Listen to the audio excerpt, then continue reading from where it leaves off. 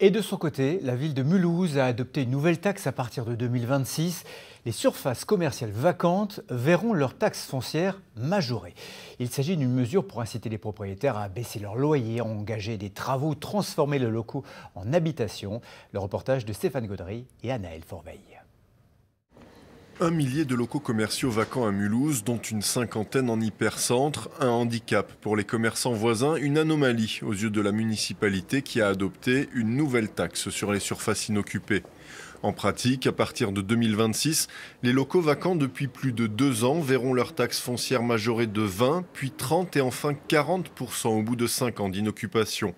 Le but avoué est d'inciter les propriétaires à trouver des locataires ou à transformer leurs biens en logements. Soit il faut les retaper pour les rendre attractifs, des fois il faut aussi un investissement du propriétaire.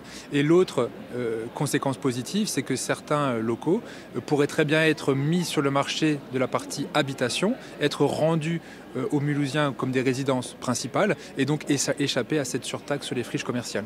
Dans l'hypercentre, les commerçants sont plutôt favorables à la mesure. Ils espèrent surtout que cela provoque une baisse des loyers exigés par certains propriétaires un peu gourmands. Certains locaux concernés par cette mesure-là sont vacants quand même depuis 2-3 ans, sur des rues commerçantes, piétonnes, d'hypercentre. Quand on se retrouve à se renseigner sur quels sont les loyers effectivement sur des locaux qui peuvent être attractifs, même pour moi ou d'autres personnes, et s'entendre dire qu'on est autour des 4 000 € le mois, vous vous rendez compte ? La taxe sur les friches commerciales concernera aussi d'autres types de surfaces, tels que les bureaux. Elle s'appliquera à partir de 2026 et pourrait rapporter chaque année plusieurs centaines de milliers d'euros au budget de la commune.